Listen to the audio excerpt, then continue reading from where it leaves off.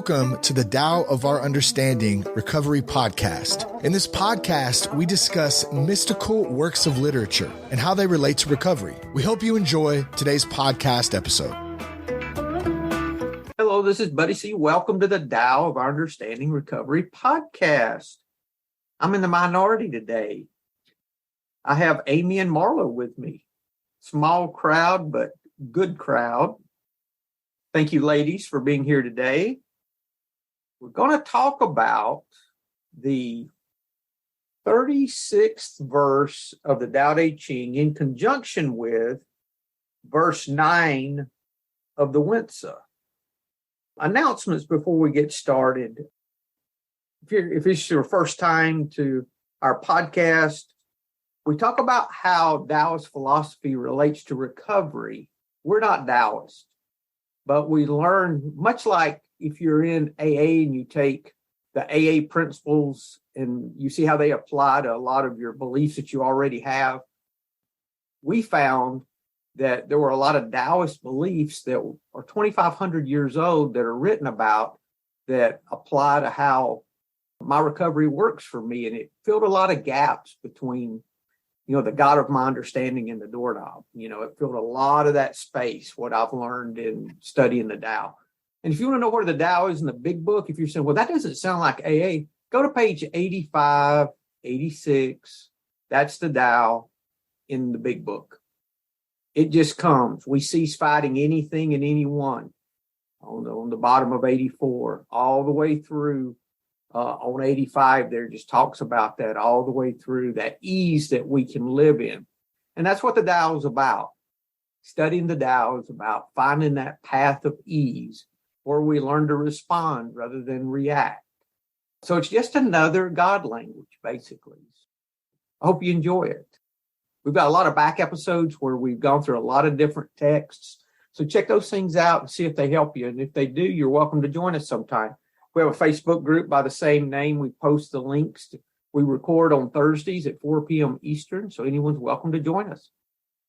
Let's see. We've got if you still are looking for online meetings, there's a nightly meeting that we talk about. It's the Fourth Dimensioners. You can get there by ZoomAAmeetings.com, 9 p.m. Eastern every night of the year.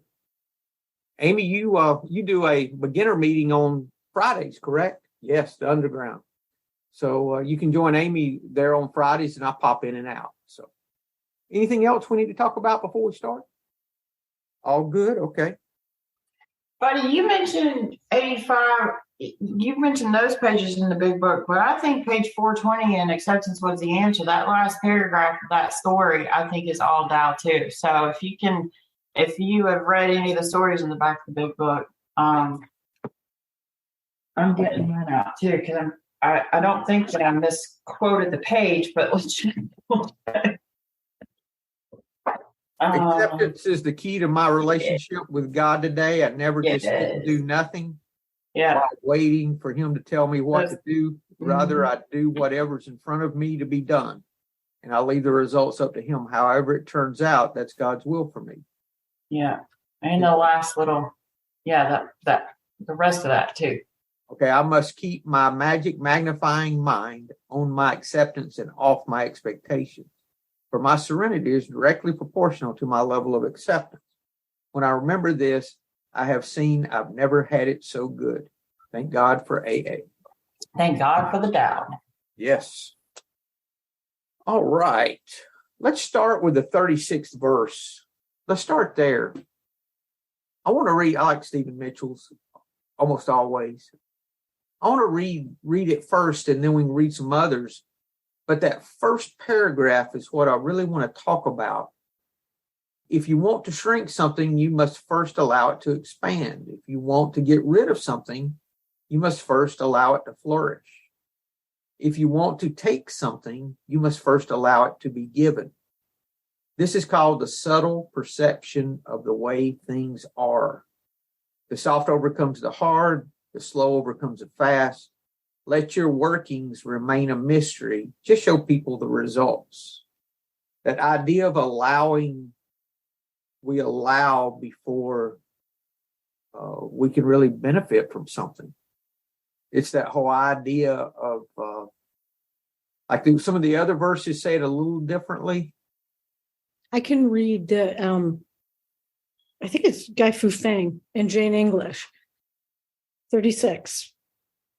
That which shrinks must first expand. That which fails must first be strong. That which is cast down must first be raised. Before receiving, there must be giving. This is called perception of the nature of things. Soft and weak overcome hard and strong. Fish cannot leave deep waters, and a country's weapons should not be displayed. Thank you, Marla. Any comments on that? There's so much to misunderstand in it. Before receiving, there must be giving. Well, I believe that. If you cannot give love, it's hard to receive love. If you can't give away your sobriety, it's hard to get it. I think that's what they're talking about. Yeah. That's my perception. Me too, Marla. About McDonald, if you want something to return to the source, you must first allow it to spread out. If you want something to weaken, you must first allow it to become strong. If you want something to be removed, you must first allow it to flourish. If you want to possess something, you must first give it away. This is called a subtle understanding of how things are meant to be. Mitchell said, this is the understanding of how things are. The soft and pliable overcomes the hard and inflexible. Just as fish remain hidden in deep waters, it's best to keep weapons out of sight. I remember talking about this, the weapons not being displayed. I remember talking about this a couple of years ago. I don't remember what we said, but I'm reading it to mean like let's not show our offense. Let's not show people how strong we are. But I don't understand that frame of mind. Humility? It's definitely humility. Yeah. It's so paradoxical. Yeah, that's why it's hard to understand this one, because it's about applying the paradoxes, really. I'm looking at our notes when we've talked about this before. You got to give it away to get it. Yeah. We titled this at one time, Living by Allowing. Our character defects have to be seen and flexed before they can be surrendered. So is that like a notebook that you keep of all of the episodes, or what's happening over there, buddy?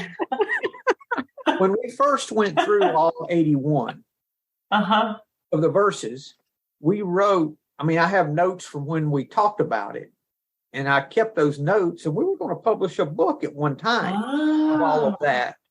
So we've already compiled all of that in a Word doc, and we just haven't done anything else with it. So, but that was when we first started going through these. That was 4 years ago.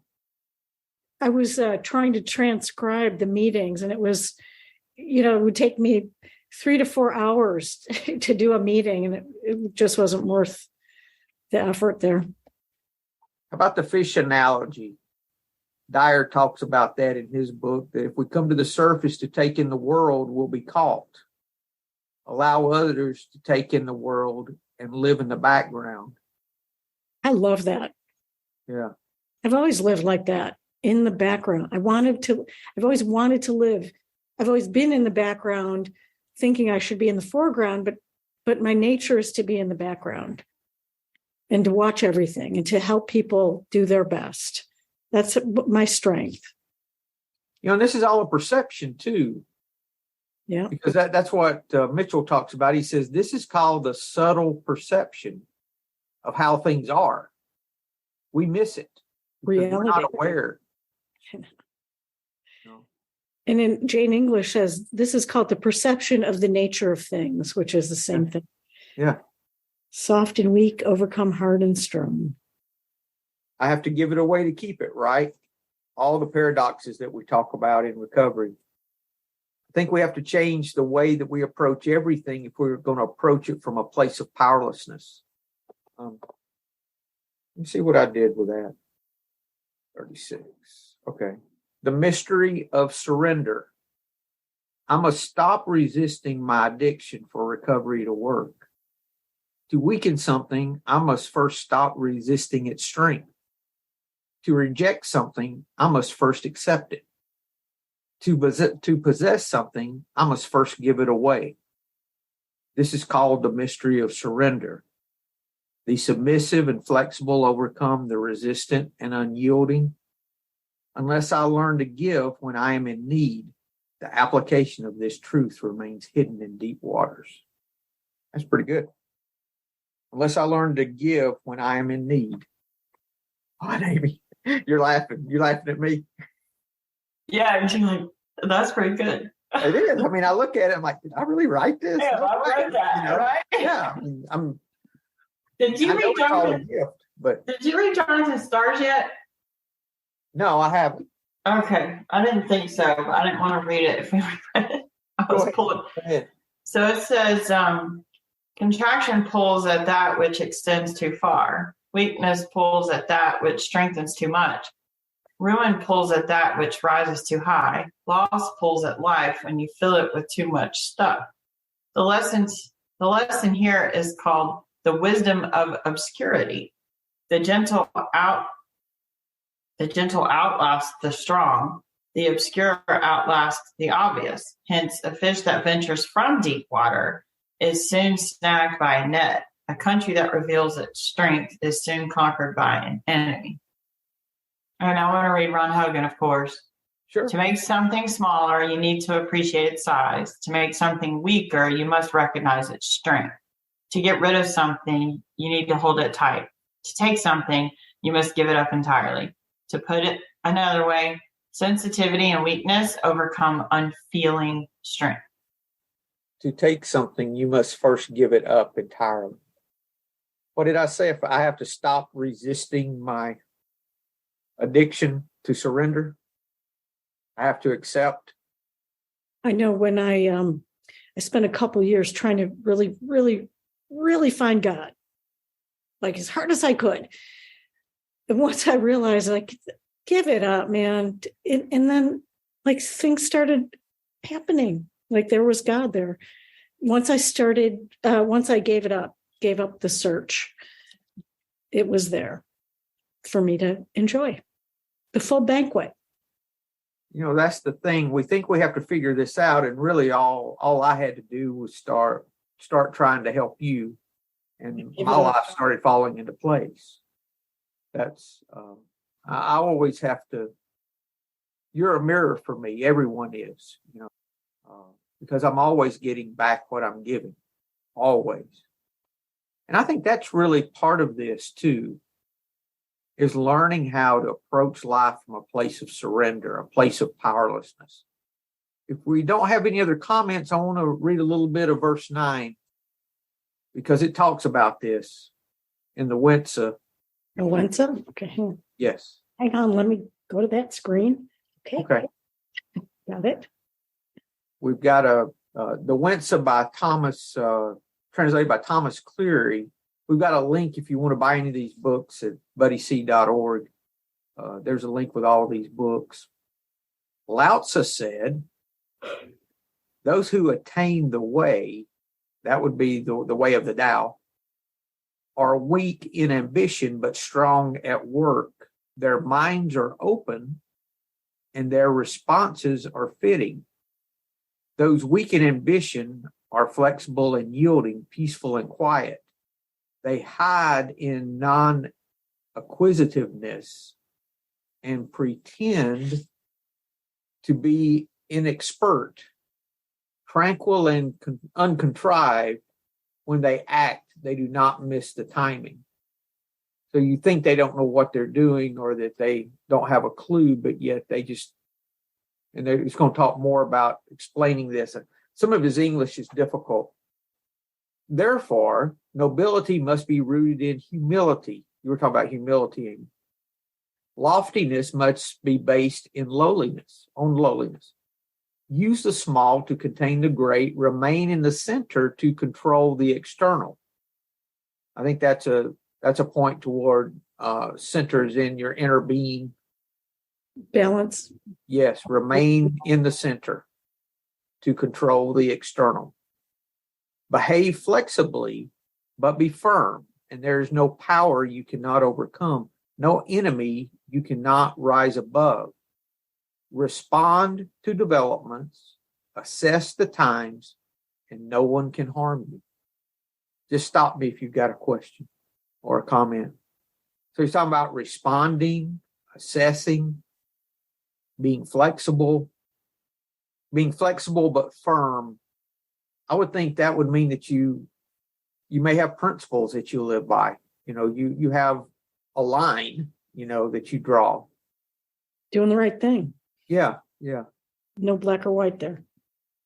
Those who would be firm, and this is part, I think, okay, here he is. Those who would be firm must preserve it with flexibility.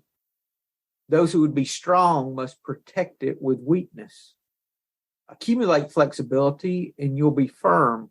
Accumulate weakness and you will be strong.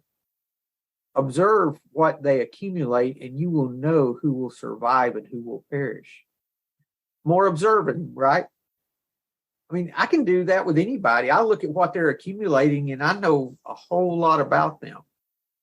You can take my bank account and you can look at the ways I spend my money, and that tells you what's important to me.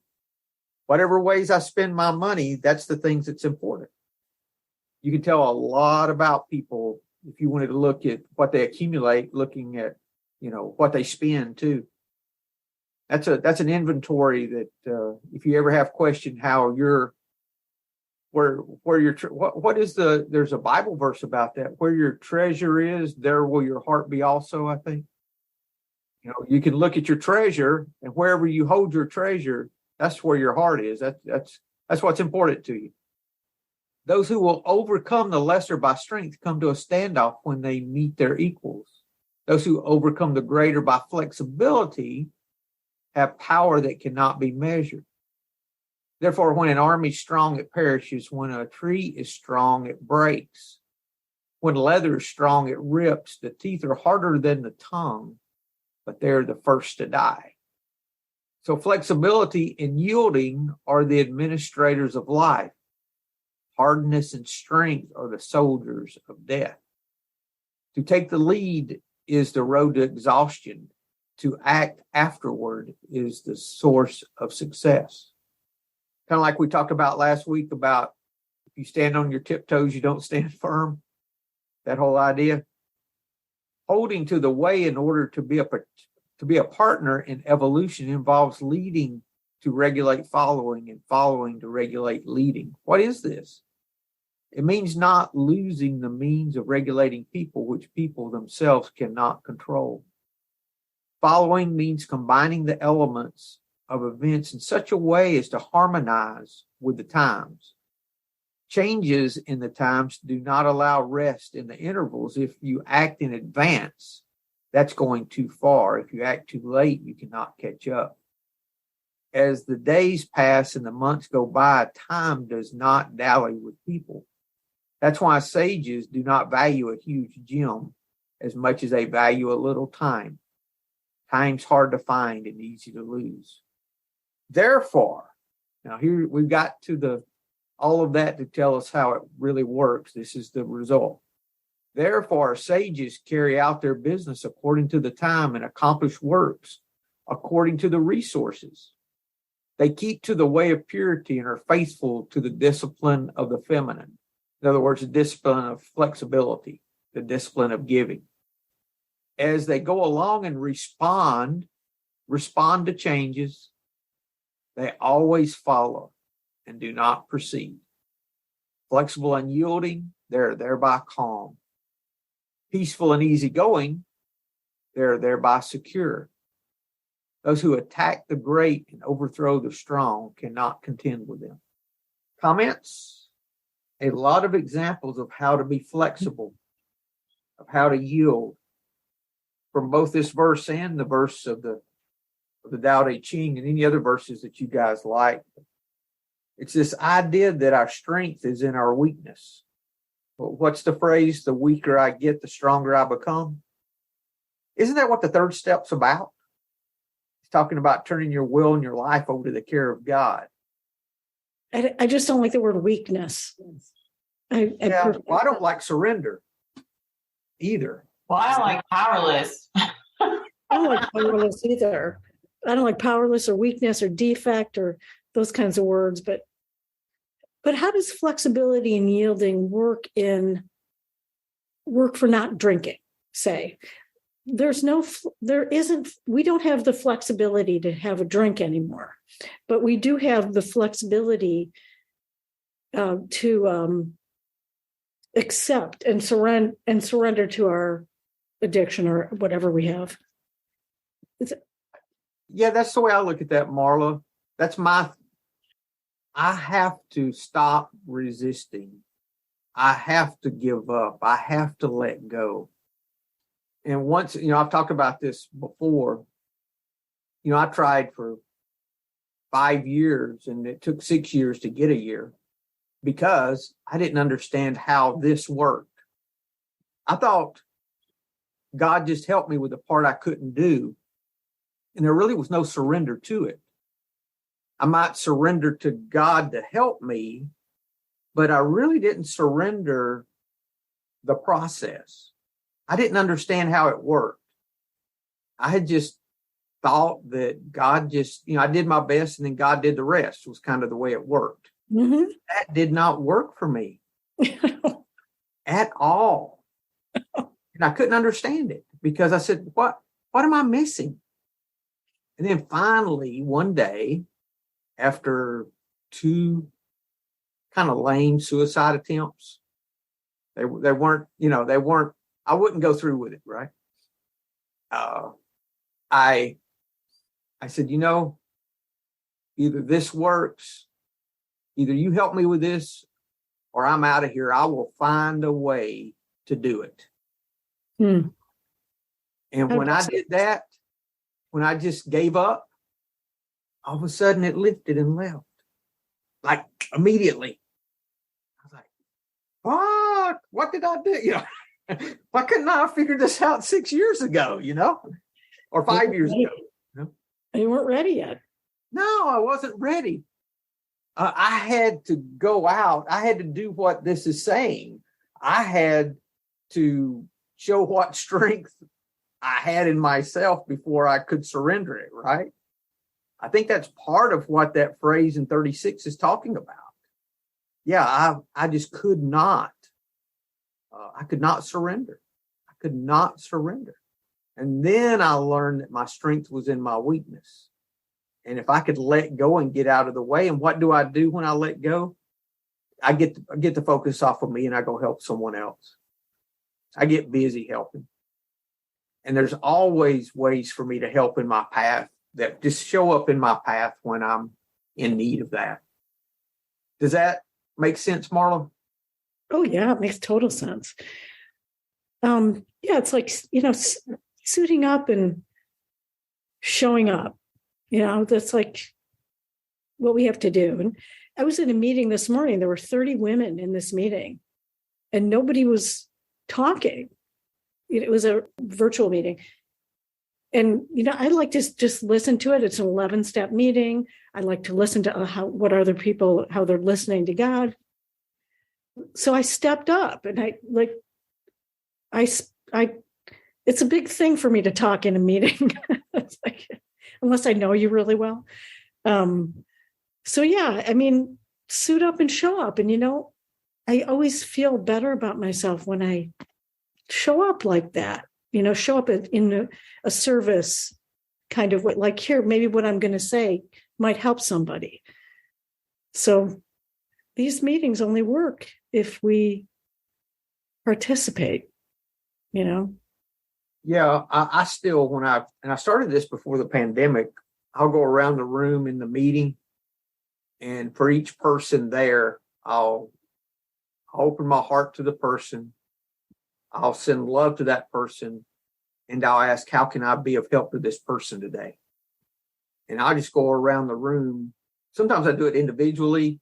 sometimes I just do it, not in, just do it to the room. I do that while they're reading all the readings. Then when it comes time to share, I'm ready, So you don't go to each one like talks too much. She's going to whine about her husband. This one's going to do that. It's like no.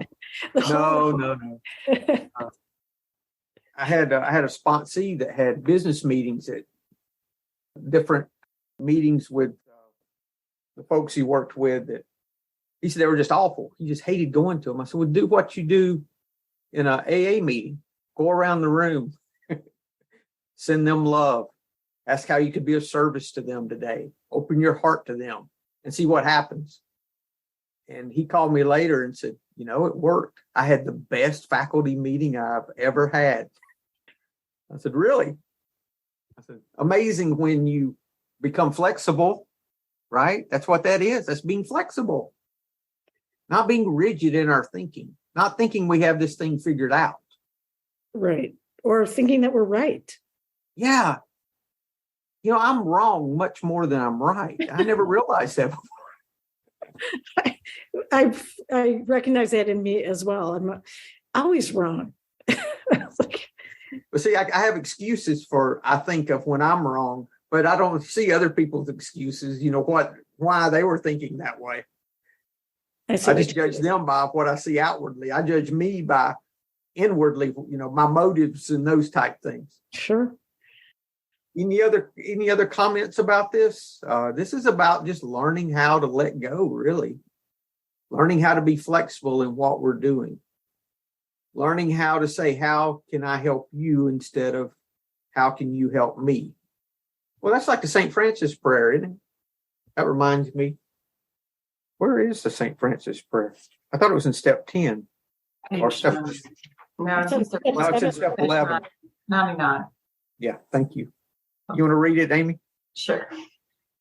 Lord, make me a channel of thy peace, that where there is hatred, I may bring love, that where there is wrong, I may bring the spirit of forgiveness, that where there is discord, I may bring harmony, that where there is error, I may bring truth, that where there is doubt, I may bring faith, that where there is despair, I may bring hope, that where there are shadows, I may bring light, that where there is sadness, I may bring joy. Lord, grant that I may seek rather to comfort than to be comforted, to understand than to be understood, to love than to be loved. For it is by self-forgetting that one finds. It is by forgiving that one is forgiven. It is by dying that one awakens to eternal life. Amen. Is that not what we've been talking about? Yeah. That is exactly it. Thank you. I had never put the St. Francis prayer with this. It's a golden thread that goes through all of our teachings. It's like, and that's how they all connect, because they're all saying the same thing. It's like, just be good, man, be kind. And our prayer changes from God help me to God, who can I help? I mean, it's just that simple, and we can take every activity in our life and have that attitude with it. I mean, anything we can think of for life, for business. Driving? Yes, very much for driving. Still one of those challenges, to remain open-hearted to the jerk who cut you off or whatever. I went to Nashville last week and visited with my daughter, and this lady wouldn't let me over, and I called her a bitch and just got by. I said, I just showed my ass. My daughter's in the car with me, and she's, and I'm like, oh no, I didn't believe I just did that. So I had to apologize for my behavior, but it still happens. I know. It can still happen. I'm telling you, the only place I feel like I cannot practice principles is in a freaking car driving. I'm way better than I used to be. Yeah. But it does, like, out of nowhere, I can be as serene, and then some jackass. I think it's because we take that personally.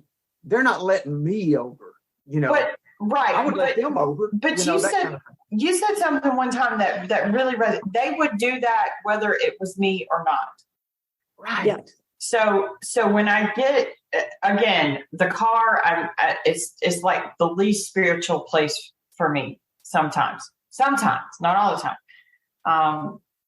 But that is, buddy, I don't remember when it was or what we were talking about or whatever, but it also reminds me of an Al-Anon story. It's out of the Daily Reader, Courage to Change, and I don't remember what day it's on, but it's talking about pigeons. And this guy he sat down under a tree that was full of pigeons, and it says the pigeons did what pigeons do, right?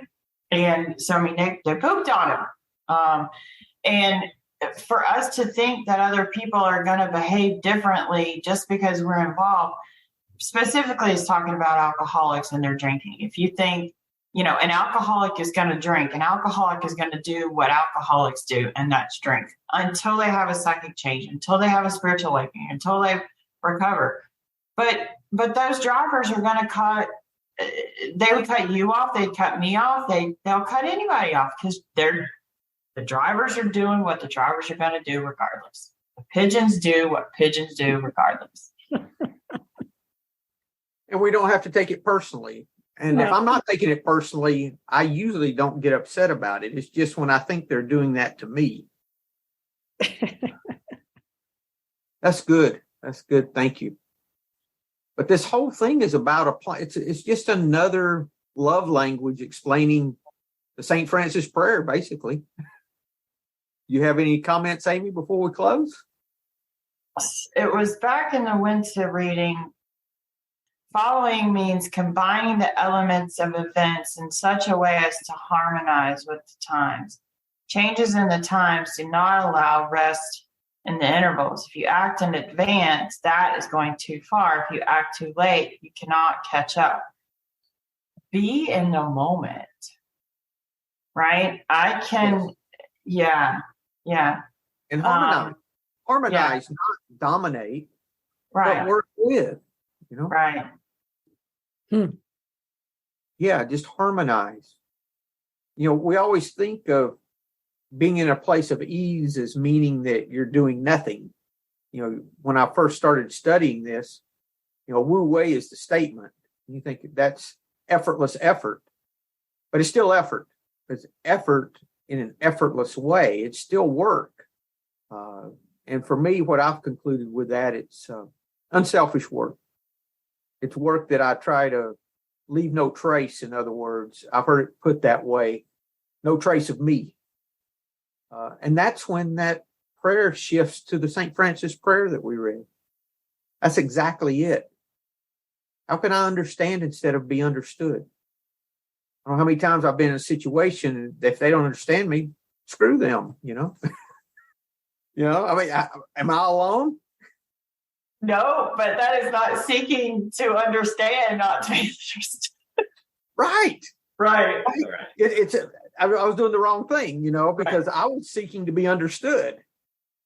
And that takes me back to 60 to 63, I think, in the big book. If only people would just do as I say, the show would be great.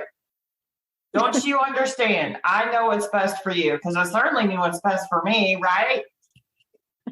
Did so well. I did so well, exactly well. I did so well at managing my own life. Let me burn your shit down.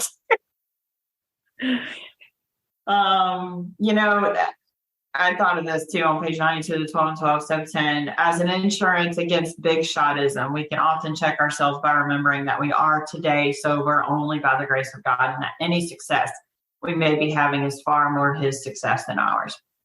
I'll just keep reading because I have a reference back to page 84 in the big book, which is what we kind of started talking about at the beginning, right? We begin to see that all people, including ourselves, are to some extent emotionally ill as well as frequently wrong. It said including ourselves, not just other people. Including ourselves are to some extent emotionally ill as well as frequently wrong. And then we approach true tolerance and see what real love for our fellows actually means. Anything else? We good? Yeah. Thank you. Well, thank you, ladies, for being here today. Thank you, that buddy. was a good conversation. Yeah. Y'all have a great week, and we will see you next week.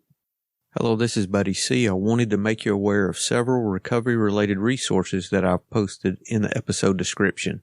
These resources include a list of recovery podcasts, a free sober meditation app, daily recovery email, shared Google recovery calendars. Hope you put some of these resources to use and have a great week. Thank you for listening to the Tao of Our Understanding Recovery Podcast. If you enjoyed this episode, please share it with your friends in recovery.